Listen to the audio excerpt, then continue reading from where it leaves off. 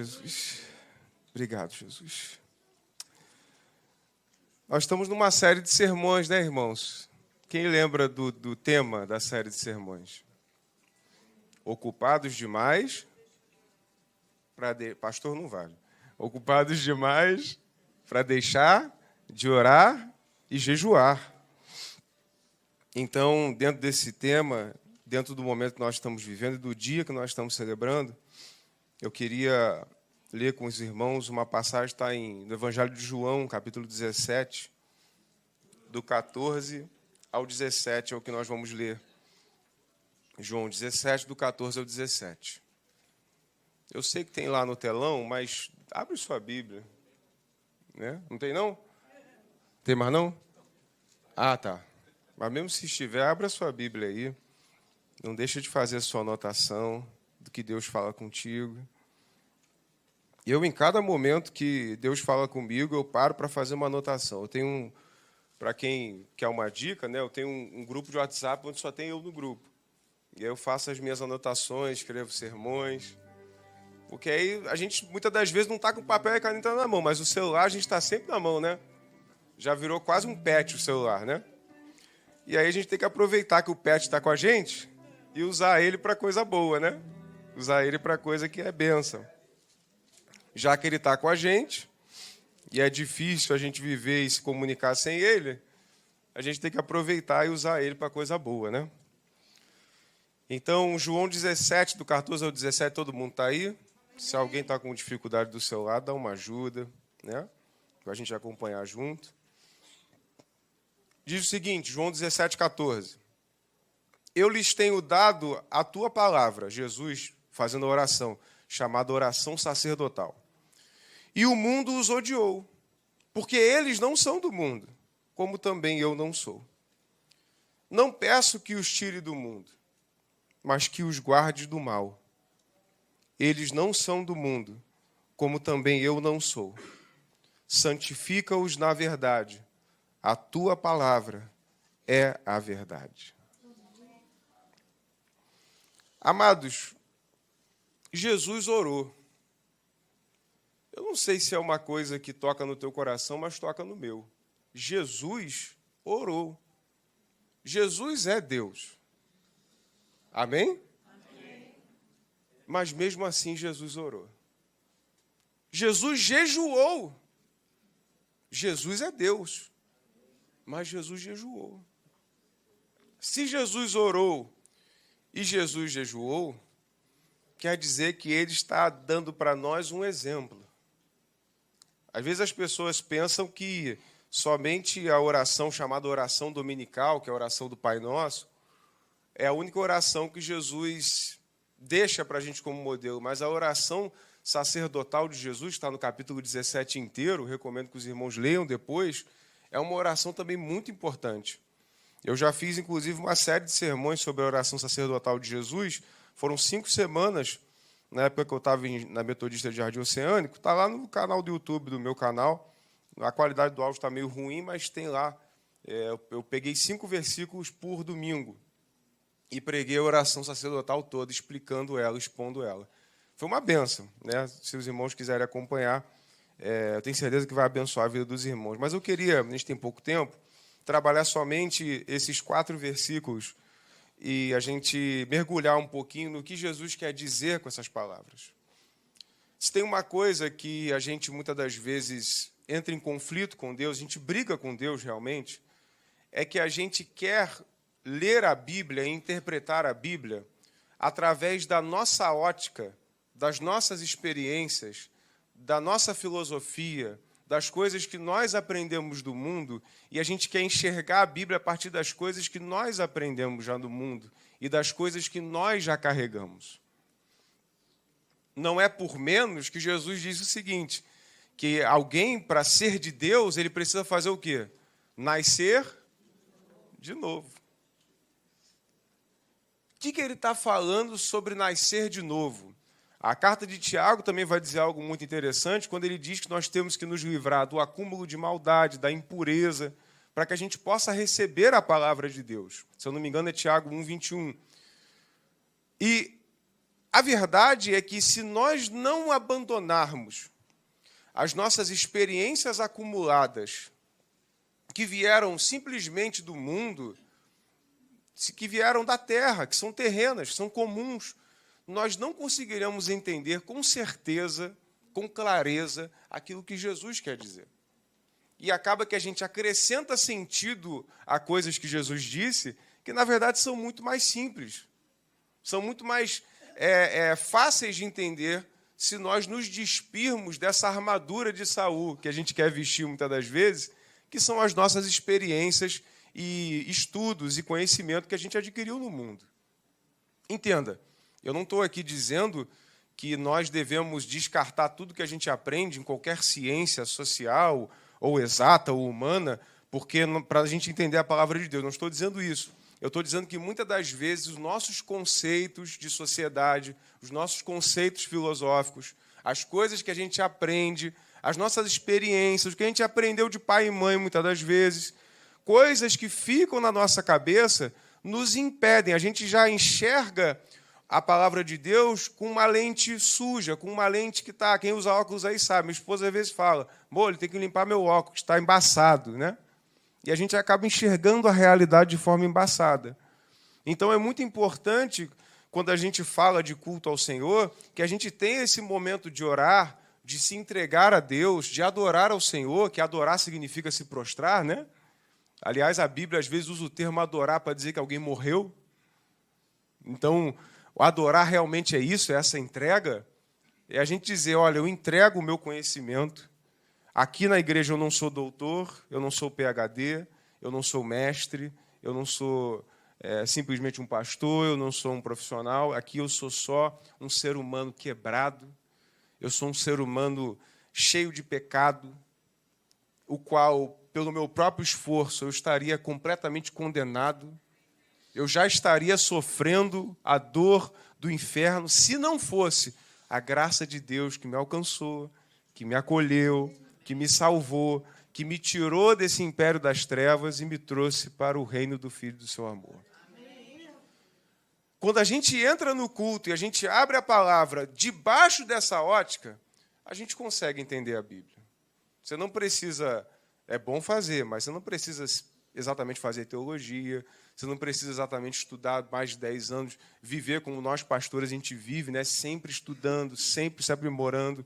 Você pode só ler e você vai entender. Eu não sei por que eu estou dizendo isso aqui hoje, mas eu tenho certeza que alguns irmãos precisam ouvir isso. Às vezes você pensa assim, eu só posso ler a Bíblia se tiver o pastor me explicando, eu só posso ler a Bíblia se eu ver um vídeo na internet de alguém. Não, você pode ler a Bíblia e você pode entender o que ela quer dizer. E é evidente que os pastores estão sempre aqui para tirar dúvidas, né? Então, João, ele está fazendo, Jesus, ele está fazendo uma oração chamada oração sacerdotal.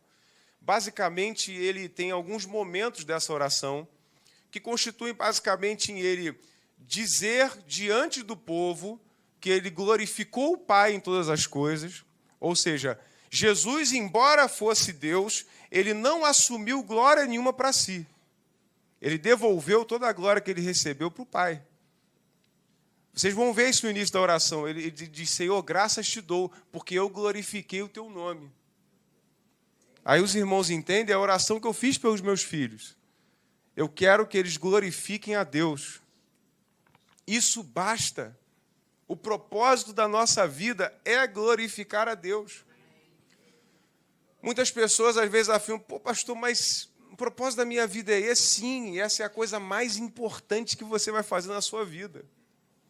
Nenhum mestrado, nenhuma conquista, nenhum salário vai ser maior do que glorificar a Deus. Que Deus glorificar o nome dele através da sua vida. Nada mais importa. Nada mais importa. Não importa se você está trabalhando na portaria do prédio ou na cobertura. Nada mais importa. O que importa é glorificar o nome dele.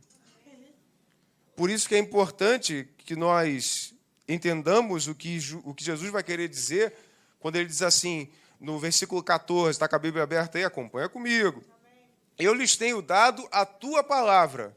E o mundo fez o quê? Os odiou. O que é o mundo? É a composição de pessoas que integram um sistema que está morto no maligno, conforme está dito lá na primeira carta de João, e conforme também Jesus disse, o mundo está morto no maligno. E digo mais para os irmãos, não queira você achar que você vai ressuscitar o mundo. Você não vai. Você vai chamar pessoas para crerem no Evangelho, para sair dele. Você não quer transformar o mundo. Você quer chamar, ou melhor, Deus não quer mais transformar o mundo. Deus quer chamar pessoas para crerem no nome dele, para sair do mundo. Amados, é muito importante que nós venhamos a entender isso. Se você e eu estivermos no caminho de Deus, o mundo vai odiar você. Mas é importante que o mundo não nos odeie, porque nós somos intolerantes, porque nós achamos que sabemos de tudo. Que o mundo não nos odeie, porque a gente pensa que a gente é maior do que os outros, porque a gente está na igreja. Que o mundo não nos odeie por coisas que não é isso que Jesus está dizendo. Nós temos que ser simpáticos. Atos 2 vai dizer que a igreja contava com a simpatia do povo, ou seja, a igreja ela tinha essa performance de ser simpática, amável, querida. Mas não querida porque ela estava se adequando ao que o mundo tinha a oferecer. Querida porque o mundo, a criação, na sua ardente expectativa, olha para a igreja e diz, é isso que eu queria ser e eu não tenho forças para ser. Entenda, irmãos, as pessoas não vão vir para a igreja porque você encontrou maneiras de se adaptar ao mundo delas. As pessoas vão vir à igreja, vão conhecer a Jesus, vão se derramar aos pés dela, aos pés do Senhor, quando elas olharem para a gente e verem, é isso que eu queria ser e eu não tenho forças para ser. Quando a gente fala de Pentecostes, a gente não está falando simplesmente de pular no poder. É muito mais importante do que isso. Jesus, Deus do Pentecostes, ele estava preparando a maior parte daquele povo para ser morto. E sabia que era impossível morrer glorificando a Deus se não fosse com o Espírito Santo. Você e eu fomos chamados para morrer para esse mundo. Não adianta nós inventarmos. Tem gente inventando um monte de evangelho, né? Tentando fazer de tudo. Não, isso daqui do mundo a gente pode adaptar aqui. A gente adapta aqui um pouquinho, que aí fica mais palpável. O adolescente não sai da igreja, o jovem não sai da igreja. Que bobagem! Que bobagem! O evangelho é o que ele precisa ser. E é dessa forma porque Deus quer que seja dessa forma. Ele fez a máquina chamada ser humano, ele sabe como ela funciona e ele sabe que o que o ser humano precisa não é de bajulação, é de arrependimento. O ser humano ele precisa reconhecer a sua condição de miserável, de pecador, de caído, para que ele possa receber essa graça de Deus. Porque senão não tem como nascer de novo. E Jesus está dizendo isso, olha, se você nascer de novo, for transformado por Deus, o mundo vai te odiar. Porque o mundo vai entender, eu não sou dessa forma, eu não quero eles aqui, tanto que eles eram chamados como, lá no primeiro século, quando começou a igreja, eles estão perturbando a ordem. Esse Jesus está perturbando a ordem aí de todo mundo, está causando alvoroço. Mas por que está causando alvoroço? Porque a gente fica criando problema com todo mundo? Não, é porque a gente está pregando algo que é diferente da ordem do mundo. Se a água tem uma correnteza e ela flui para um caminho, e você vai e bate na água no sentido contrário, o que faz? Espirra água para tudo quanto é lado, causa um alvoroço. É isso que a igreja está fazendo no mundo. Ah, esse povo aí, pô, o troço está fluindo aqui, dessa forminha aqui, nossa, direto para o inferno, né? Mas está fluindo. Aí vem esse povo, começa a alvoroçar, caminhar na direção contrária. Quem já viu a entrada do The Chosen? Eu acho a coisa mais linda a entrada do The Chosen. Tá os peixinhos andando assim, né? Numa direção, e aí eles começam a ficar verdinhos e andam para a direção contrária. Jesus chamando os seus discípulos. Depois de um tempo, irmãos, depois da minha conversão, eu entendi que eu não tenho que fazer o menor esforço para ser palpável, palatável para quem está perdido na escuridão do pecado. Eu tenho que ir lá naquela escuridão e trazer a luz de Jesus. E a luz de Jesus vai tocar no coração daquela pessoa para o que ela precisa abandonar e o que pode permanecer. É simples assim. Então ele diz, eu lhes tenho dado a tua palavra. Ou seja, a partir do momento que eu recebo a palavra de Deus e eu começo a praticar a palavra de Deus, acontece alguma coisa. O mundo começa a me odiar. Ou seja, podemos então concluir que o mundo odeia a palavra. Se o mundo odeia a palavra, nós temos que amar a palavra. Por quê? Porque é muito bom ser um grande orador, recitar versículos? Não, porque a palavra transforma a minha e a tua vida. Não basta simplesmente a gente ver trechos de pessoas falando de palavra. Não basta simplesmente a gente ouvir alguém falando da palavra. A palavra tem que ser uma realidade dentro de nós. Porque para Deus o método, o caminho importa sim. Para Deus importa que nós estejamos dentro da igreja, na casa do Senhor, sim, mas importa também que nós entendamos o porquê nós estamos aqui. Nós entendamos por que nós precisamos estar aqui todos os domingos, por que nós precisamos ler a Bíblia todo dia. A Bíblia nos explica isso. Não é simplesmente assim, vou para a igreja, que senão o pastor vai ficar me ligando. Vou para a igreja porque tem um compromisso, tem que ministrar. Não vou para a igreja, senão não posso deixar fulano na mão. Motivações erradas. Você vai para a igreja para entregar o teu perfume de adoração a Deus. Estando tudo bem ou tudo mal, você vai para a igreja entregar o teu perfume de adoração. Seja em meio à dor ou em meio à alegria. Em meio à tristeza, em meio ao luto, mas você precisa entregar esse perfume. Você precisa estar com os irmãos. A cada vez que eu me reúno com os irmãos, eu aprendo coisas novas. Deus confirma a palavra. Deus consola o meu coração. Cada abraço, muitas das vezes, tem abraço que eu recebo aqui. Eu nem falei para o pastor Tiago, o abraço que eu recebi na última quarta-feira que eu fui no culto, parecia o abraço do Espírito Santo em mim. E às vezes, quando a gente olha para as pessoas e enxerga somente defeitos, a gente se fecha para o que Deus quer fazer em nós através das pessoas. Todos nós temos defeitos. Eu tenho certeza que existe 1 milhão de coisas que nós não concordamos. Mas nenhuma delas tem a ver com a palavra. De acordo com a palavra, nós concordamos em tudo.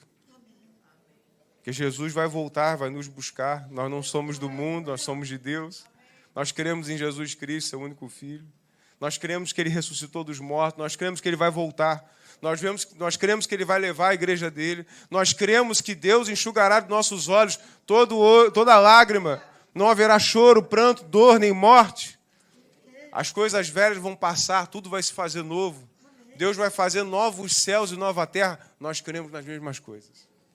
No que importa para a salvação, nós cremos nas mesmas coisas.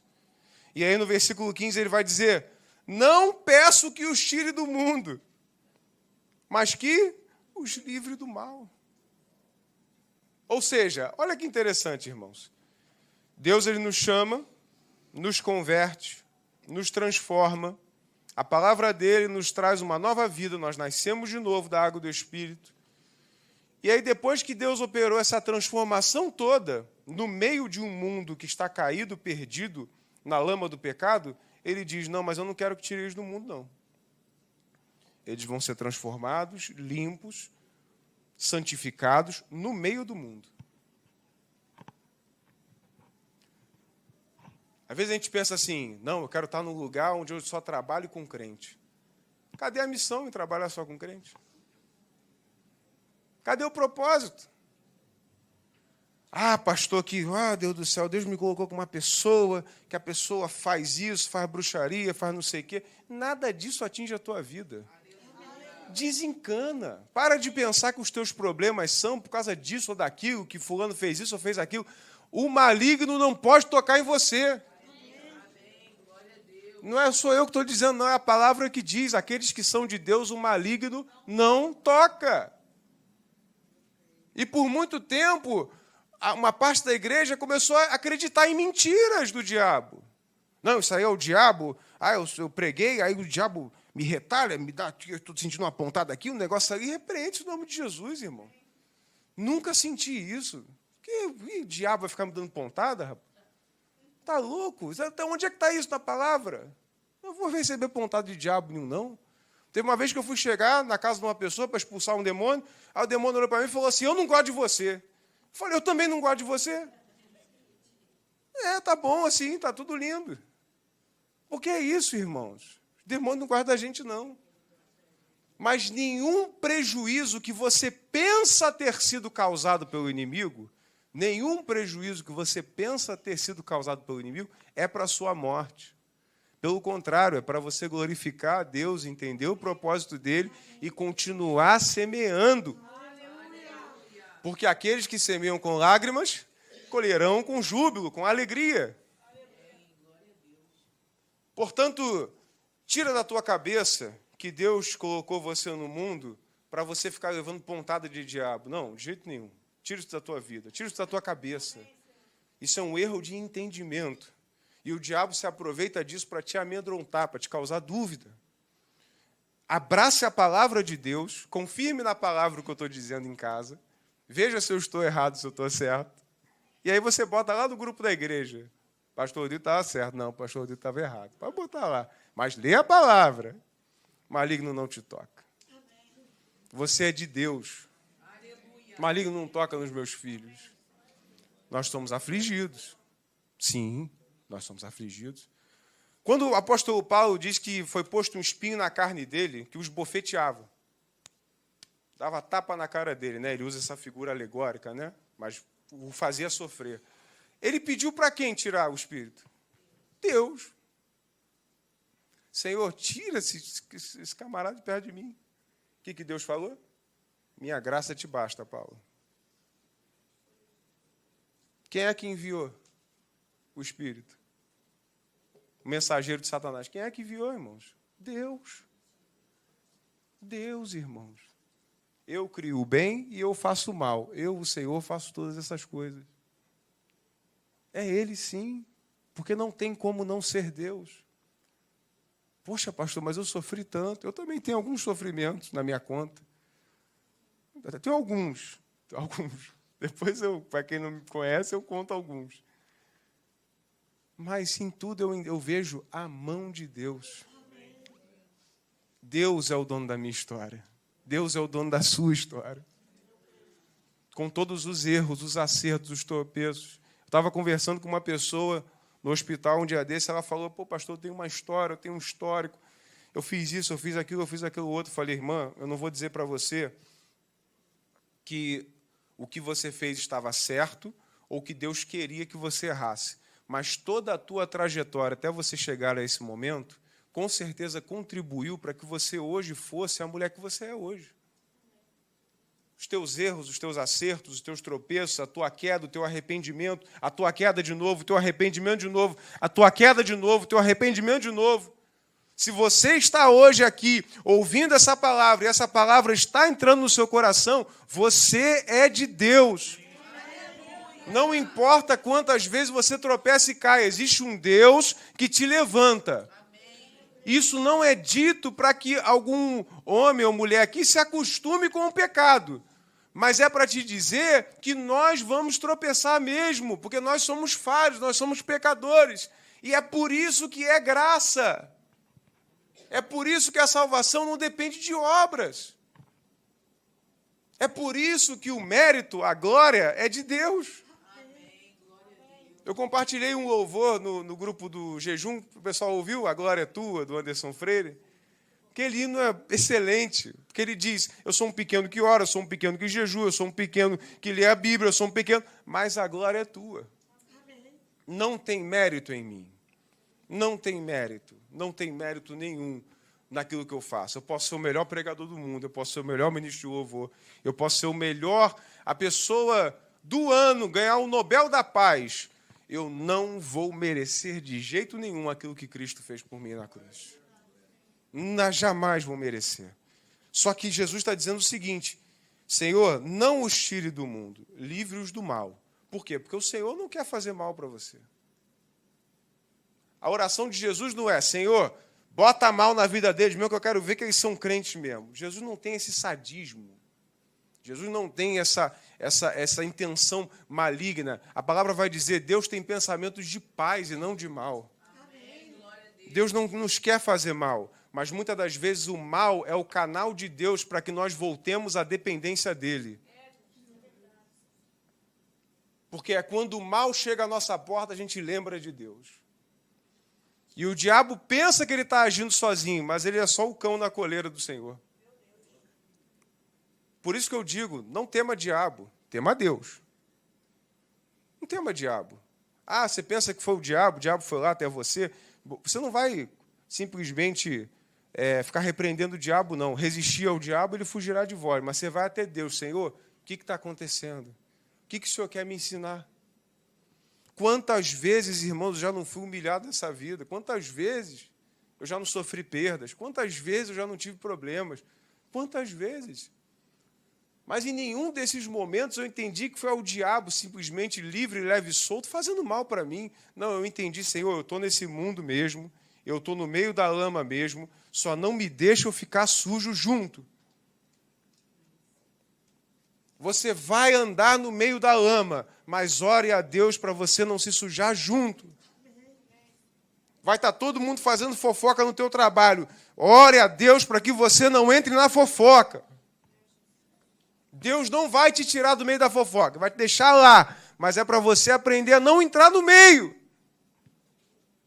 Você vai estar no meio da mentira. Faz como eu fiz. Uma vez, já contei para os irmãos esse testemunho. Faz como é que eu fiz. Está no meio da mentira. Ah, o chefe mandou mentir. Eu jogo a mentira na cara dele. Ou eu sou mandado embora, mas eu não entro na lama.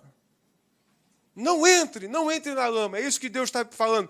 Não peço que os tire do mundo. E aí você pode perguntar assim: pastor, se o Senhor diz para eu não me tirar do mundo, então o que eu tenho que fazer no mundo? O que eu falei no início? Glorificar. Qual é o seu propósito de vida? Glorificar a Deus. Eu tenho certeza que nenhum dos irmãos lembraria de Estevão se Estevão não tivesse sido morto a pedradas. Isaías, Jeremias, todos os profetas cerrados no meio, jogados aos leões, queimados vivos, com exceção de João, todos os apóstolos foram martirizados. E a cada vez que um mártir ia ao chão, a igreja crescia mais e mais. Até que alguns imperadores romanos falaram assim: vamos parar de matar, porque quanto mais mata, mais cresce. E aí os imperadores romanos poderiam pensar: não, nós estamos matando aí, ó. Nós estamos acabando com a igreja aí. A vida desse pequeno cristão está na minha mão. Eu vou botar uma lança no coração dele e vou matar ele. E estava Deus recebendo o perfume, o santo dele, na presença dele, dizendo: esse é o meu filho, foi dado descanso eterno. A palavra diz que Deus tem prazer na morte dos seus, porque ele sabe que é descanso. O que o diabo pensa que está fazendo, onde o diabo pensa que tem autoridade, é onde Deus está operando através da soberana vontade dele. Creia nisso. Creia nisso. Pare de dar ibope para o diabo. Para de dar crédito para ele. A tua vida é de Deus. Jesus comprou a sua vida com sangue. E diabo nenhum vai tirar a presença dele da sua vida e da minha vida. E no 16 ele confirma: eles não são do mundo, como eu também não sou.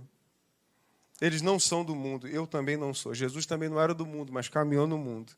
Nós também não somos do mundo, mas caminhamos nesse mundo. Para quê? Para tentar arrumar maneiras de andar. Ah, a linha do pecado está aqui, então eu vou andar em cima da linha. Aí o pessoal fica perguntando: pastor, pode isso? Pastor, pode aquilo? Pastor, pode não sei o quê? Porque eu quero andar na linha, eu não quero andar longe da linha. Eu quero andar na linha. Aqui é pecado e aqui é santidade. Eu fico aqui, na corda bamba. Pastor, pode ou não pode? Pode ou não pode? A vida não é pode ou não pode, irmãos. A vida é: Eu estou glorificando a Deus fazendo dessa forma? Eu estou glorificando a Deus agindo dessa maneira? Eu estou glorificando a Deus tratando meu esposo, minha mulher dessa forma? Eu estou glorificando a Deus criando meus filhos desse jeito? Essa deve ser a nossa pergunta. Tem gente que pensa assim, vou me converter, pastor, aí eu não vou poder, não vou poder. Não é pode, não pode. É transformação. Você não vai, quando você se aproxima de Deus no jejum, na oração, você não vai querer andar na linha entre o pecado e a santidade. Você anda longe da linha. Porque você entende que o Deus que está em você é que mais importa. A presença dele importa mais. Portanto, assim como Jesus não era do mundo, nós também não somos. E nós não temos que nos esforçar para sermos agradáveis ao mundo. O mundo é que precisa olhar para nós e ver aquilo que ele não pode ter por si mesmo. Eu repito, o mundo precisa olhar para a igreja e ver assim, é assim que eu queria ser, mas eu não tenho forças para ser. E aí você vai pregar para essa pessoa e vai dizer, eu também não tive forças para ser. Mas graças a Jesus que me alcançou, que pagou o preço pelo meu pecado, que morreu naquela cruz, que ressuscitou por nós, e por isso, pela graça dele, eu posso ser dessa forma que você também quer ser. Teve um dia que o irmão, obrigado, teve um dia que o irmão, lá na minha rua, chorando, falou assim, rapaz, eu nunca te contei isso, mas eu queria tanto ter a tua serenidade. Eu falei, eu não me acho tão sereninho assim, não. E às vezes a gente pensa assim, né, irmãos? A gente pensa assim, quando as pessoas olham para a gente, admiram alguma coisa, eu não sei você, mas eu olho assim, eu falo, eu não acho que é assim, não. Mas eu vejo que, às vezes, o que é pouco para nós é tudo para quem está perdido. Às vezes a gente está no meio dessa vida, né, com problemas, com falta de dinheiro, com necessidades, e uma pessoa do mundo olha para você com aquele monte de problema que você sabe que você tem. E aí olha para você e fala, poxa, eu queria ser como você, ter essa calma, ter essa paz. Aí você pensa, ué, o que eu tenho? O que eu tenho? Eu não tenho nada. Só que não, irmãos, a gente esquece, nós temos tudo. Em Cristo eu tenho tudo o que eu preciso. Não é carro, pode não ser casa, pode não ser dinheiro, pode não ser... mas eu tenho tudo o que eu preciso. Conhecimento de Deus, a capacidade de abrir a palavra dele, ouvir a voz dele e ter força para seguir no caminho que ele quer para mim. Para quem está perdido, isso é tudo. E a gente, depois de muito tempo de caminhada, pensa assim, isso não é nada. Isso é tudo. Isso é ouro, é um diamante para quem está perdido. Por isso que ele vai dizer, olha, eles não são do mundo, eu também não sou do mundo. E aí no final, versículo 17, desculpa me alongar, ele vai dizer o seguinte, santifica-os na verdade. O que é a verdade? A palavra. A palavra é a verdade. E o que ele está dizendo? Santifica-os na verdade. Ou seja, se a verdade santifica e a palavra é a verdade, o que vai me fazer separado para Deus? Eu compreender mais a sua palavra e torná-la mais em prática, e fazer dela a minha prática de vida. Os livros são muito bons, irmãos, mas nenhum livro de autoajuda pode pautar mais o teu comportamento do que a palavra de Deus. Hoje em dia tem um monte de gente ditando comportamentos, né? Influencer de comportamentos. Não, porque assim, é assado, quando você for no encontro, você tem que agir assim, quando você for não sei o quê. Está todo mundo assim, aham. Tá, mas você já foi na Bíblia ver o que a Bíblia diz? Não, pastor, mas a Bíblia não fala disso. Opa, será que não fala mesmo? Será? A Bíblia fala de muitas coisas. Tudo que é necessário para o ser humano está na palavra de Deus. Ler livros, eu também leio, muito bons, baseados na palavra, muitas das vezes, 99% dos meus livros. Mas às vezes o que a gente acha que não está na palavra sim. Hoje, eu até faço um alerta para os irmãos, hoje começou esse negócio de site de aposta aí, bet não sei o que lá, vocês estão sabendo disso, né? Graças a Deus não. Mas no meu trabalho tá todo mundo. Tu tá na fila do almoço, tá um cara no celular aqui na frente. Aqui, ó, ganhei R$200. Aposta de jogo, aposta. E, gente, tá uma crentaiada com aposta de jogo. Estou falando para vocês, é verdade. Uma crentaiada, bet não sei o quê. Aí tem um, eu ia falar isso para os irmãos, tem um que eu olhei assim no cartaz de um ônibus. Eu estava no ônibus, aí eu olhei assim no cartaz, estava vendo assim, profetize. Eu falei, pô, isso é cartaz de uma igreja? Profetize sobre não sei o quê. Quando eu vi, bet, aposta, irmão. O aplicativo de aposta dizendo, profetize. Tem um anúncio?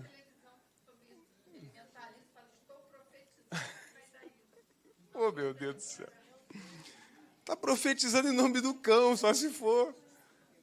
E aí tem um monte que fala assim, pô, pastor, mas a Bíblia não diz. Você quer andar na linha? Você quer andar na linha, irmão? Você quer andar fora da linha? Pastor, o que isso tem a ver com Pentecostes? Tem tudo a ver, irmãos. Porque não adianta de nada você estar aqui no culto e receber uma oração e sair pulando cheio de óleo na cabeça se a tua vida, o teu hábito de vida não foi transformado.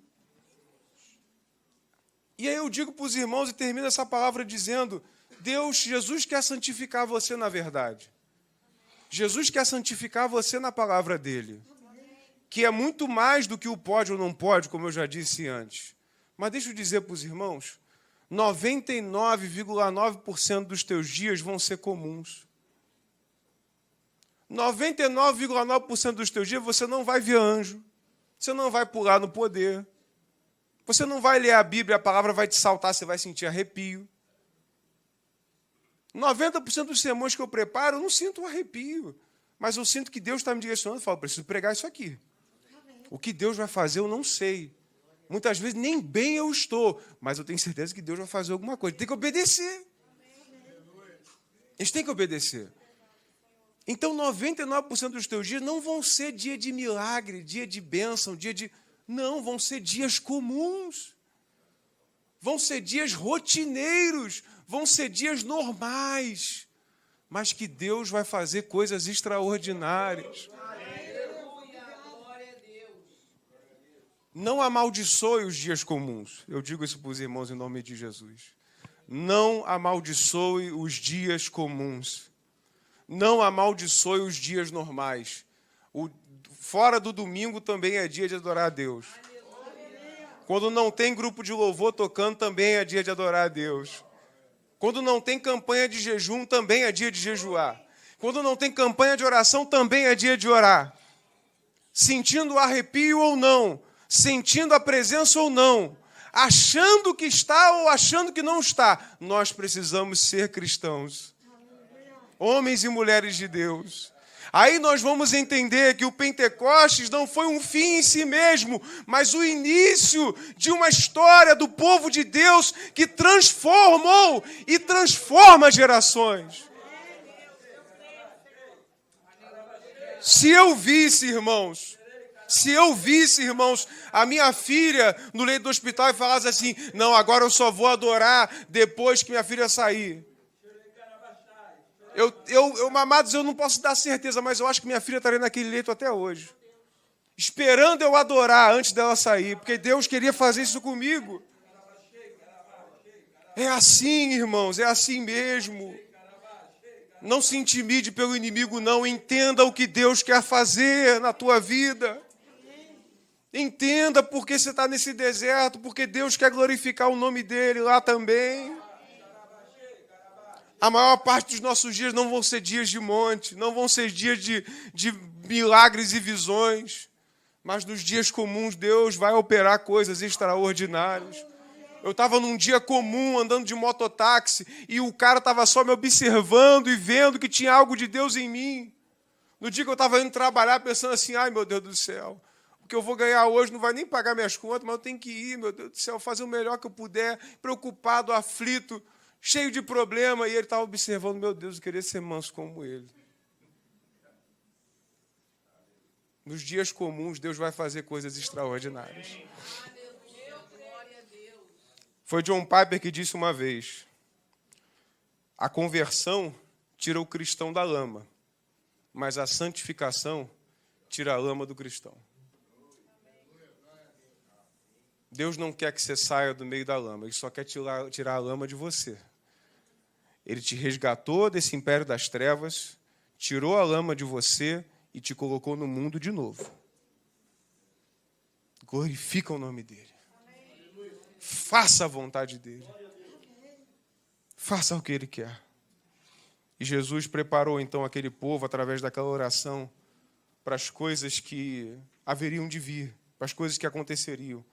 Muitas das coisas que aconteceriam com a igreja não seriam coisas boas, mas eu tenho certeza que cada um daqueles irmãos e daquelas irmãs que morreram em nome de Deus viram o extraordinário. Tiveram a melhor vida deles que eles podiam ter na história. Eu tenho certeza disso. Porque eles viveram para Deus e para o seu propósito. E é isso que eu queria deixar com os irmãos. A palavra de Jesus. Santifique-se na verdade. A palavra do Senhor é a verdade. Viva para a glória dEle, que Ele vai fazer maravilhas nos dias comuns. Som.